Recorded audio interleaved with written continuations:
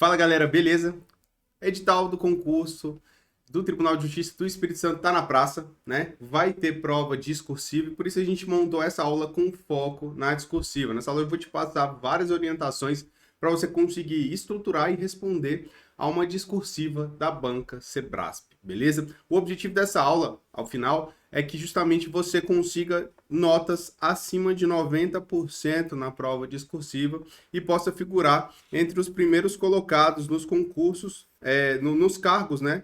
Referentes a esse concurso do Tribunal de Justiça do Espírito Santo, assim como nossos alunos, né, que conseguiram ali excelentes colocações nos concursos do Tribunal de Contas do Espírito Santo, Santa Catarina, Tribunal de Contas da União, entre diversos outros concursos. Para você que não me conhece, eu sou o professor Bruno Marcos, sou professor discursivo do Você Concursado e também analista do Tribunal de Contas do Distrito Federal. Né? Aqui, né, você pode, ao longo da aula, né, tirar dúvidas. Então, você pode mandar uma mensagem lá no @você concursado, no Instagram, ou no Telegram, no Academia de Discursivas, beleza? Então, vamos lá. O que é importante a gente saber para conseguir tirar uma boa nota nesse concurso, tá? Primeiro, é saber a data da prova para você poder montar seu planejamento. Então, a prova vai ser aplicada no dia 19 de março, né? E aí vai ser aplicada ao mesmo tempo, tá? A prova objetiva e a prova discursiva. O candidato vai ter 4 horas e meia para poder responder a essas duas provas. A prova objetiva a gente vai ver que tem 120 itens de certo e errado,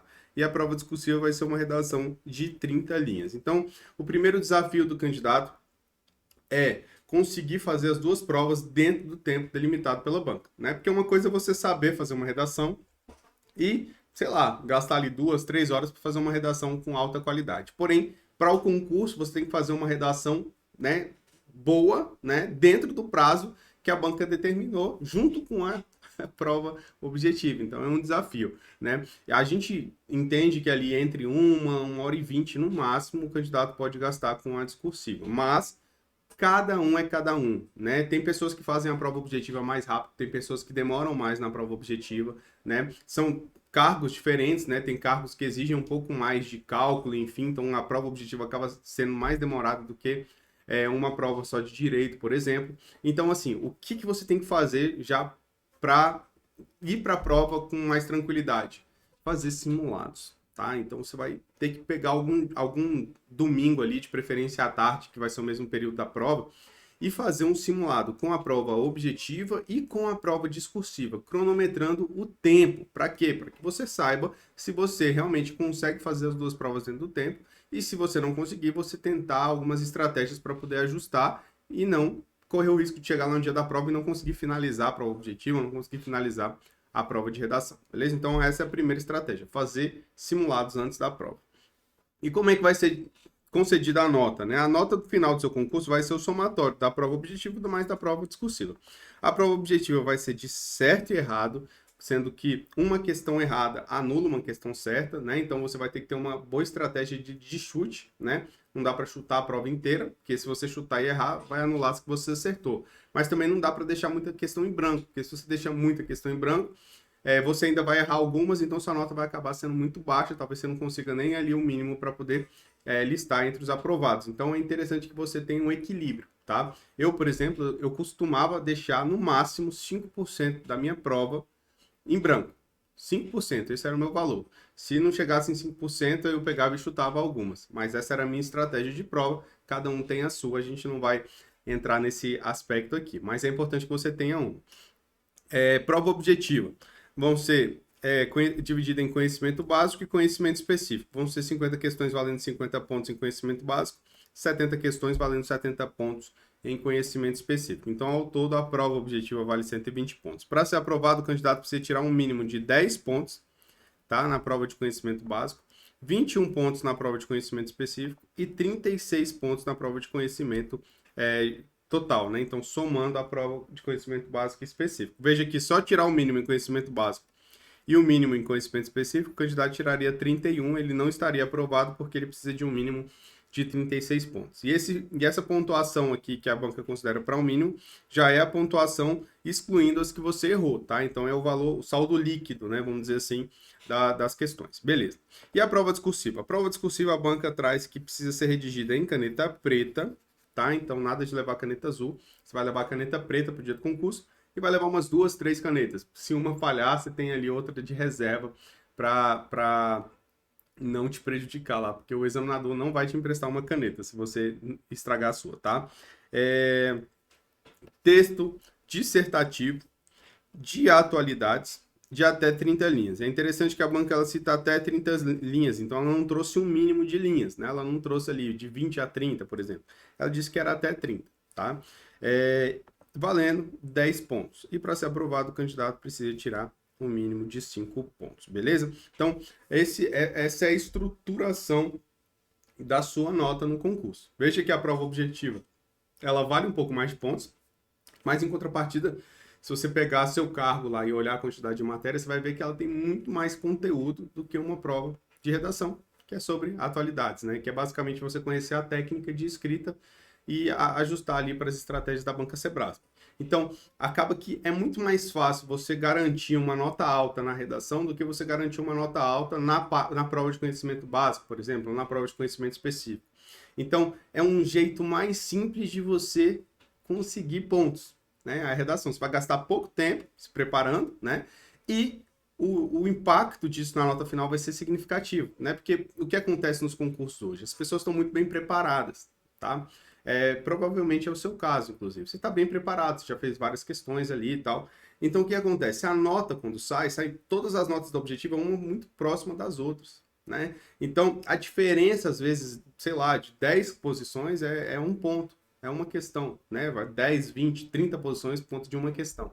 Então, onde que vai estar a diferença? Vai estar justamente na prova discursiva. Então, se você consegue tirar uma nota altíssima na discursiva, ou gabaritar, assim como alguns alunos já conseguiram, gabaritar a prova discursiva, você já consegue ali, tira 10 pontos. O candidato consegue um 7, por exemplo, você já ganhou 3 pontos dele. Então, você sobe várias classificações. Isso não acontece pouco, tá? Só para você ter uma ideia, olha o que a discursiva pode fazer. Isso aqui é o Pedro, tá? Ele fez o concurso da CGU recentemente e ele tinha, né, só com a nota da objetiva, ele tinha ficado em 141. Só que ele tirou 60 pontos na discursiva, que era uma nota altíssima para esse concurso. Com isso, ele ultrapassou 102 candidatos e foi para a posição 39, ficando dentro das vagas, tá? Isso aqui é um dos exemplos que acontece em concurso público. Isso aqui acontece direto em todo concurso, você vai ver. O pessoal com a nota da discursiva sobe várias classificações, às vezes entram dentro das vagas, enfim. Então, tirar uma boa nota na discursiva é uma excelente, né, estratégia aí para conseguir figurar entre as primeiras colocações. Então, vamos focar aqui nessa discursiva.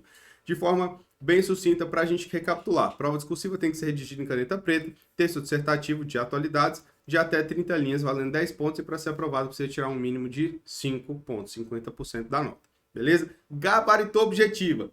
Tirou 4,5 na prova discursiva, está eliminado do concurso. Beleza? Então tem que tirar pelo menos 5, mas o foco aqui é tirar os 10, porque é possível, vários alunos já fizeram, então é possível, beleza? Agora você vai perguntar, Bruno, mas o que é atualidades? Né? Como que eu estudo atualidades? O que é atualidades para essa prova da banca Sebrasp? Pois bem, nesse edital do TJ Espírito Santo, né, nessa data que eu estou gravando esse vídeo aqui, a banca ela não publicou nada referente ao que é atualidades, tá? Porém, analisando outros editais da banca Sebrasp, que cobram também atualidades, há alguns em que a banca traz assim, ó, atualidades somente para a prova discursiva. Então, isso aqui não está no seu edital, né, mas está em outros editais da banca Sebrasp que cobraram questões de atualidades. Então, serve como um norte aí para a gente entender o que pode ser cobrado. Aí a banca diz assim, ó, tópicos relevantes e atuais de diversas áreas. Tais como, então diversas áreas, tais como, isso aqui é exemplificativo, tá? Segurança, transportes, política, economia, sociedade, educação, saúde, cultura, tecnologia, energia, relações internacionais, desenvolvimento sustentável e ecologia, suas interrelações e suas vinculações históricas, tá? Então, se você olhar aqui, pode cobrar qualquer assunto, tá? E aí entra num outro ponto. Poxa, se pode cobrar qualquer assunto, será que vale a pena ficar estudando atualidades? Né? Por exemplo, quanto tempo eu vou gastar para poder ficar expert em economia, por exemplo, para atualidades? Né? Provavelmente a vida inteira você vai ter que estudar para poder ficar expert em um desses aspectos aqui. Imaginem todos. Então, assim, ficar estudando atualidades, sendo que você tem um edital da prova objetiva imenso para poder fechar até a data da prova, para mim é perder tempo, tá? O que você tem que fazer? Você tem que otimizar essa preparação. Como que seria isso? Seria, no momento em que você vai tirar para poder se preparar para a prova de redação, você tentar pegar alguns temas quentes envolvendo essas áreas. Então, você pega um tema relacionado à segurança, um tema relacionado à ecologia, um tema relacionado à política, transportes, enfim.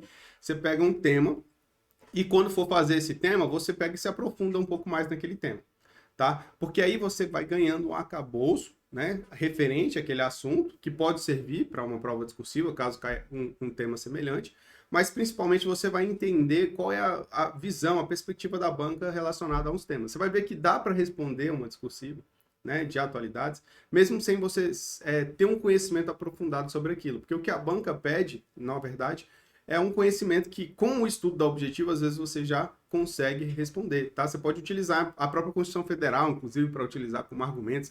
Enfim, então, assim, dá para você aproveitar o estudo da objetiva, mais esses temas, né, para praticar ali temas quentes, você pode utilizar eles como base para a sua preparação para atualidades, tá?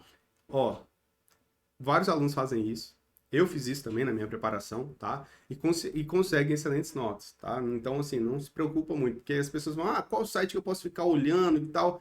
Cara, se focar em tentar ficar olhando tema de atualidade o tempo inteiro, você vai perder tempo de estudo, isso pode te prejudicar, talvez você nem vá para a lista dos que vão ter a redação corrigida porque não teve um bom desempenho no objetivo. Então, o foco é, maior parte do tempo, dá para o objetivo, né? E tirar ali umas 2 horas, 3 horas por semana, então tira um sábado de manhã, e vai estudar para a discursiva. Então é só o sábado de manhã. E na discursiva você vai aprender a técnica, vai entender como é que funciona a banca Sebrasp e elaborar redações, temas quentes, né, voltados aí para a banca Sebrasp, beleza? Essa seria a estratégia para você entender essa parte de atualidade, tá? Agora vamos lá.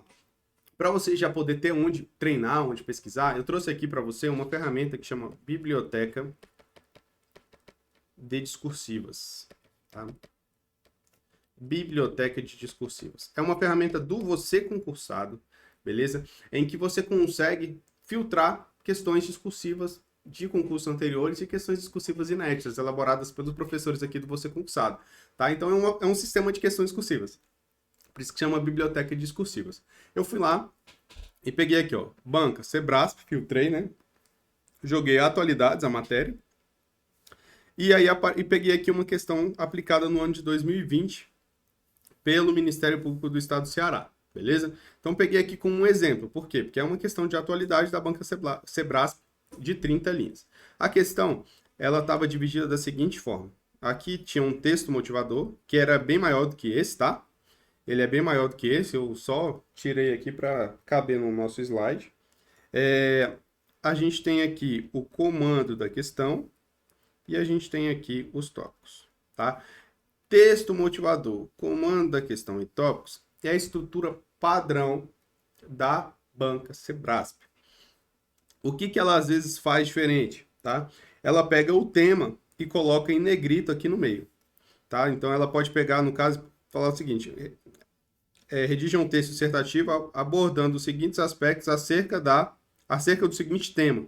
Aí ela bota aqui 2 pontos e aí joga remissão de pena pela leitura aqui no meio. Tá? Então, como um tema. Então, essa é basicamente a diferença que tem da banca. Às vezes ela pega e junta os tópicos, enfim, ou traz mais tópicos, ou traz só 2 tópicos. Então, ela varia, mas é sempre dentro dessa estrutura. Então, aqui você já tem como entender qual é a estrutura de enunciado da banca Sebrasp. Você pode pesquisar na biblioteca, pega várias questões anteriores da banca, você vai ver que tem mais ou menos sempre esse padrão, beleza? E qual é a função deles, né? Em texto motivador, ele vai tratar do assunto, tá? da questão. Então, você vai te contextualizar sobre o assunto. Por exemplo, você não sabe o que é remissão de pena pela leitura.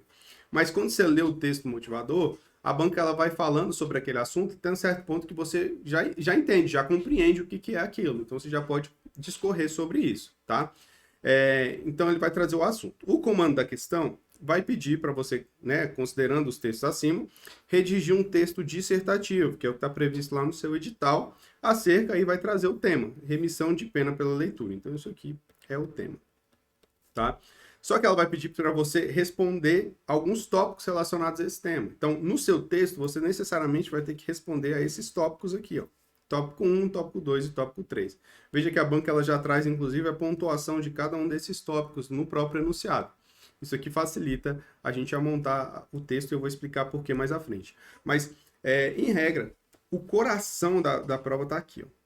É os tópicos. Veja, como a pontuação está aqui, tá? Essa questão valia 40 pontos, se não me engano.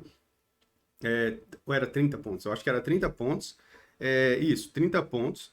E, ó, se você somar aqui 9,5, 9,5, 9,5, dá 28,5, tá? De um total de 30. Então, veja que 95% da nota está justamente aqui na resposta aos tópicos. Então, é por isso que quando você vai responder uma questão da banca Sebrasp, seu objetivo é responder aos tópicos, né? Responder necessariamente ao que está aqui, beleza? Vamos ver quais são as possibilidades de você responder isso, quais estruturas que você pode utilizar. Mas antes, você precisa entender a lógica de correção do Sebrasp. Porque entendendo a lógica de correção, você monta uma estratégia para conseguir a maior nota. Nosso objetivo aqui não é, eu quero fazer um texto perfeito, ser tipo um grande escritor. Não, o objetivo aqui é você tirar a maior nota no seu concurso. Tá? Tudo que a gente faz aqui no Você Concursado é com esse objetivo, tirar a maior nota no concurso. Então, dentro do tempo que você tem disponível, você não tem ali um ano inteiro para estudar para discursivo, você tem até o dia 16. Então, tem que direcionar esse estudo para você tirar a melhor nota possível dentro do limite que você tem de tempo. Tá? Então, como é que a nota como é que a banca corrige a prova, né? Como é que ela é dividida? Vamos lá. A gente tem aqui a fórmula de cálculo da nota da prova discursiva. Então, a nota da prova discursiva é igual à nota de conteúdo menos uma vez o número de erros dividido pelo total de linhas. Uma vez o número de erros é como se não tivesse nada. É só o número de linhas dividido pelo total de linhas. Beleza? Show de bola. Essa nota de conteúdo, ela vai ser dividida em dois aspectos, que é apresentação e estrutura textual e desenvolvimento do tema. Em apresentação e estrutura textual, a banca vai avaliar a questão de legibilidade, margem, indicação de parágrafos, tá? E organização textual. Nessa parte de organização textual é onde a banca normalmente avalia a estrutura do texto dissertativo, tá? Em tese, tá? Ela iria avaliar se o candidato fez uma introdução, desenvolvimento e conclusão. Porém, na prática, o candidato às vezes não faz introdução, não faz conclusão e a banca ela não penaliza o candidato, tá? Não penaliza. Normalmente ela penaliza o candidato aqui por legibilidade. Então, se sua letra é ruim, é bom você começar a praticar, usar algumas ferramentas. Inclusive, no nosso treinamento para esse concurso, a gente colocou um módulo específico de caligrafia. Então, o aluno que vem estudar com a gente, né? A gente vê que a letra dele não tá legal, aí a gente, na correção já aponta, eu acho que é interessante você utilizar essa folha caligráfica para poder fazer a próxima redação. E aí o candidato vai treinar a redação, só que em vez de treinar numa folha comum, ele vai treinar numa folha caligráfica. Então, ao mesmo tempo, ele está treinando a redação e melhorando a letra. Então, tem esse módulo específico, mas só para os alunos que estão com uma legibilidade ruim. Os que estão com a legibilidade boa nem precisam olhar esse módulo, beleza? Então, esse daqui é o que a banca avalia nessa parte de apresentação e estrutura. E no desenvolvimento do tema, ela vai avaliar se a resposta aos tópicos está adequada, está correta, está completa, está suficiente. Então, é responder aos tópicos. Esse é o desenvolvimento do tema. Aí, como a prova vale 10 pontos, a nota vai ser dividida assim: 9,5 pontos para desenvolvimento do tema, 0,5 pontos para apresentação e estrutura textual. Ah, Bruno, de onde é que você tirou essa pontuação? Pois bem, não está no edital, tá? Essa pontuação aqui de 0,5 para apresentação e 9,5 para desenvolvimento do tema é o padrão adotado pela Banca Sebrasp em concursos anteriores. Ela sempre utiliza esse modelo, né? Então a gente acredita que ela vai manter esse padrão, por isso que é essa divisão. Então, a maior parte da sua nota tá aqui, beleza? Então, se você não fez introdução e conclusão, não fez indicação de margem, não fez, né, indicação de parágrafo, testar com a legibilidade mais ou menos, o máximo que o candidato vai perder é 0,5 pontos nisso, né? Se, logicamente, a legibilidade não prejudicar a ortografia, né? Se prejudicar a ortografia, ele vai perder ponto em erros de gramática, mas em tese ele vai perder só isso, né? Em contrapartida, se ele deixar de responder algum dos tópicos, né? No nosso exemplo, ele já perderia ali 30% da nota, praticamente. 30% da nota ia embora se ele deixar de responder os tópicos. Então, o objetivo é responder aos tópicos. Todos os tópicos têm que ser respondidos de forma completa, mais correta possível. beleza? Show de bola. Então, isso aqui, se o candidato fizer tudo certinho, responder tudo certinho, a apresentação estiver legal, ele vai ganhar o quê? 10 pontos. Aí depois a banca vai calcular a parte de gramática, vai avaliar a gramática. Então, a gramática vai pegar a quantidade de erros que o candidato cometeu na redação de gramática, né? E dividir pelo total de linhas que ele escreveu. Para você ter uma ideia do que seria isso, imagine o seguinte, que o candidato 1 tenha cometido 5 erros e o candidato 2 tenha cometido 5 erros. O candidato 1 escreveu 20 linhas e o candidato 2 escreveu 30 linhas. Então, o candidato 2 escreveu o máximo de linhas permitido. Já ele não, isso aqui deixou algumas linhas em branco. Então, quando a banca for calcular, ela vai pegar e dividir 5 por 20, então vai descontar 0,25 pontos do candidato 1. E do candidato 2, ela vai descontar 0,16 pontos, tá? Que isso quer dizer? Que só pelo fato dele ter escrito mais linhas, mesmo que a quantidade de erros seja igual, ele vai perder menos pontos. O candidato 2, então, ele vai ter aqui 0,9, quase um décimo a mais que o candidato 1, tá? Só pelo fato de ter escrito mais linhas. Aí você vai falar assim, Bruno, mas escrever mais linhas, eu aumento as chances, né, de cometer erros de gramática. Então, eu vou aumentar as chances de cometer erros gramaticais. Sim, provavelmente. Mas o objetivo, né, e a dica, que é sempre escrever o máximo de linhas, ele é válido não só por conta da diminuição do impacto dos erros de gramática, mas principalmente porque quando você escreve mais linhas, olha aqui, ó, você está trazendo mais conteúdo, você está trazendo mais argumentos, tá? Então você está aumentando as chances de conseguir uma boa nota na parte de desenvolvimento do tema, né? Então é assim, aqui que está o grande segredo, né? Se você vai ter que trazer o máximo de argumentos possíveis para responder de forma satisfatória o que foi solicitado nos tópicos, para você conseguir a maior nota nessa parte de conteúdo. E em contrapartida, você vai ter um impacto menor dos erros de gramática. É isso que acontece na Banca Sebrasp. Então, a estratégia para a Banca Sebrasp, buscar escrever as 30 linhas. A banca fala que é até 30, tenta escrever até 30, né? Porque você vai trazer mais conteúdo, enfim. Beleza? Entendendo essa lógica, você pode começar a treinar já, tá? Lá na biblioteca discursiva, você pode baixar a folha de resposta de 30 linhas. Então, você entra lá numa questão, atualidade, Sebrasp, 30 linhas. Aí lá embaixo vai ter aqui, ó, folha de resposta. Você clica lá e baixa a folha de resposta de 30 linhas. Aí nessa folha de resposta você pode responder ali até digitando, tá? Você pode até digitar ali. Ela é auto-editável, então é muito bacana essa folha que você, como sabe, preparou. Mas você também pode, né, limpar a folha e imprimir para você praticar a mão, que é o ideal, porque você já vai treinar legibilidade, tamanho de letra, etc. Beleza? Então você pode já começar a praticar baixando essa folha lá. Qual seria as formas que você tem para estruturar o texto, considerando aquela questão que a gente viu com 3 tópicos, tá? Você tem 3 formas, tá? Na banca Sebrasp, beleza? Não leve isso aqui para outras bancas não, tá? Isso aqui é só para a banca Sebrasp. As outras bancas, cada uma tem sua peculiaridade e a gente tem que trabalhar em cima dessas peculiaridades. Então, a estrutura padrão é aquela de um texto dissertativo, né, que a gente aprendeu na escola, que é a introdução, desenvolvimento e conclusão, né? Se o candidato quiser fazer dessa forma, aí ele vai fazer um tópico de desenvolvimento para cada, tá? Para cada tópico do enunciado, beleza? Essa é a lógica. Beleza.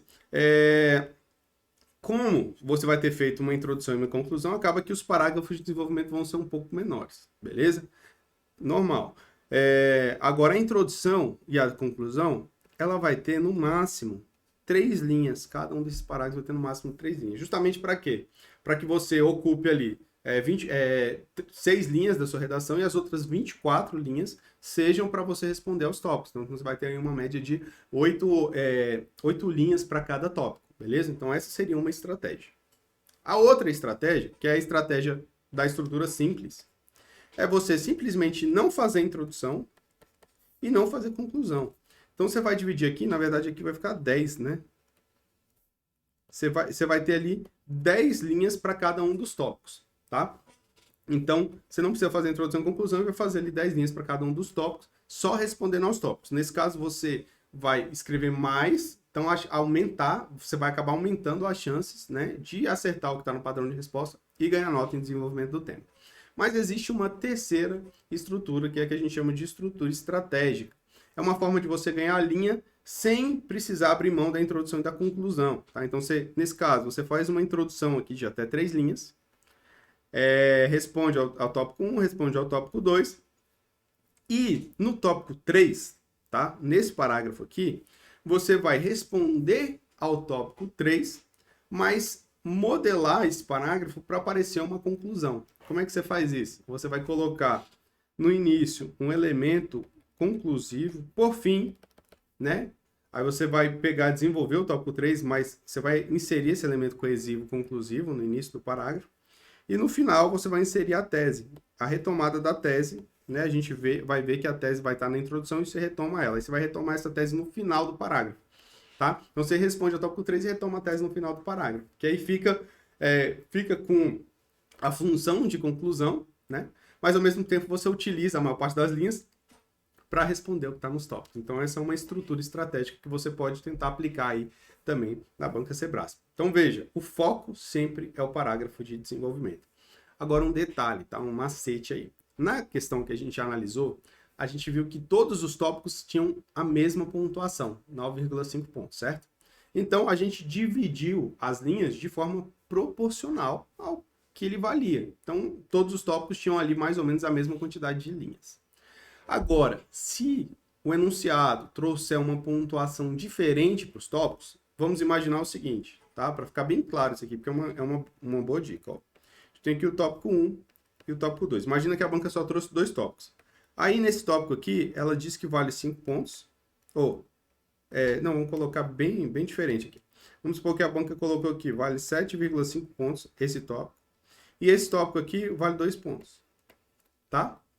Então, veja, o tópico 1 vale bem mais pontos que o tópico 2, certo? Então, na hora que você for dividir o seu texto, o parágrafo de desenvolvimento referente ao tópico 1, ele vai ter mais linhas do que o do tópico 2. Então, você pode fazer aqui, nesse caso, um parágrafo, sei lá, de 12 linhas e esse aqui de 4, né? Só dando um exemplo aqui bem superficial. Mas a lógica é, como o tópico vale mais pontos, eu vou direcionar mais linhas para ele. Para quê? Para que eu possa desenvolver mais, né? Para que se eu acertar aquele tópico, a minha nota seja bem mais alta, né? Porque imagina, se eu faço o contrário, capricho nesse tópico 2, mas faço esse daqui meia boca. O que a banca vai fazer? Pô, caprichou no tópico 2, ganhou 2 pontos. Mas aqui você vai perder 5, entendeu? Diferentemente de, caprichei no tópico 1, ganhei 7,5. Mas tópico 2 ficou meia boca. Beleza, você perdeu 1 ponto. Você perde menos, né? Então é uma estratégia para conseguir uma nota melhor no concurso, beleza? Agora é contigo. Você tem que pegar lá e praticar. Na biblioteca, inclusive, tem algumas propostas de resolução, né? No nosso treinamento também tem. Mas a estratégia para você conseguir chegar bem preparado para esse concurso do TJ Espírito Santo é aprender a técnica de discursiva para elaborar principalmente os parágrafos de desenvolvimento, tá? Principalmente esse parágrafo de desenvolvimento, para ganhar ponto no desenvolvimento do tema. Lógico, tem que ver algumas regras de apresentação do texto, né? Poxa, a gente não está acostumado a escrever tanto. Então, qual é o tamanho da letra que eu tenho que usar? Grande, pequena?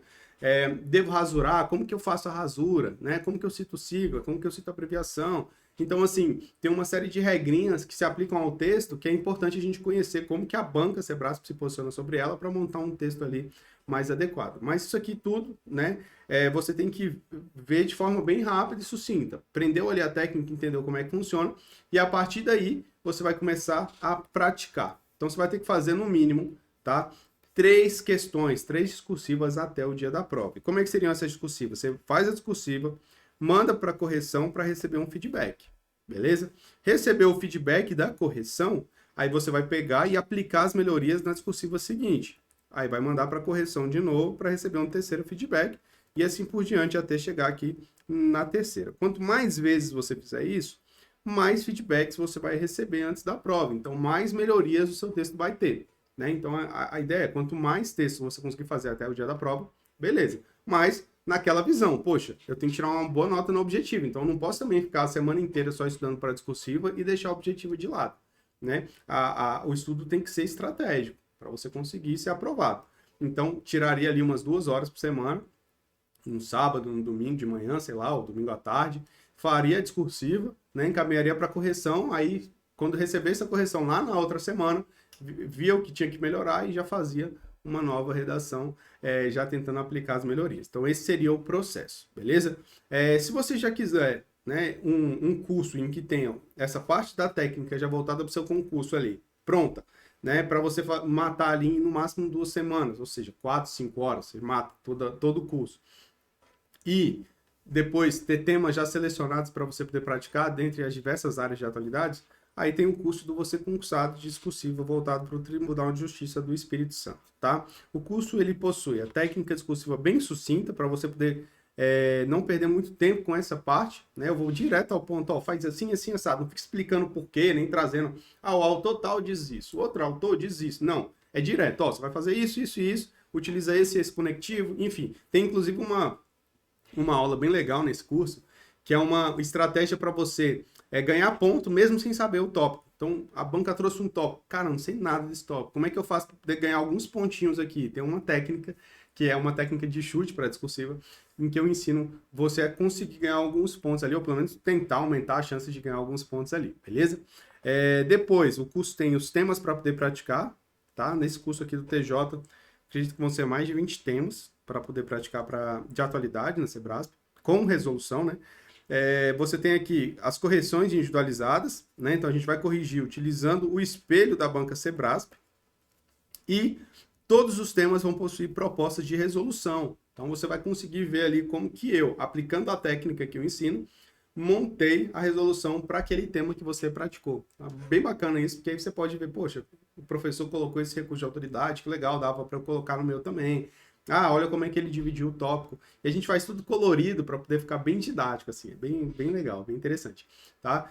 E tudo isso está disponível a um preço acessível. Se você ainda não é aluno, o curso está disponível aí abaixo, né? O link do curso está disponível abaixo desse vídeo, beleza? Qualquer dúvida, você pode mandar uma mensagem para mim lá no Instagram, que é prof.puromax, ou no Instagram do Você Concursado. Também tem aqui o nosso canal na Academia de Discursivas no Telegram, beleza? Então é isso. Forte abraço, bons estudos.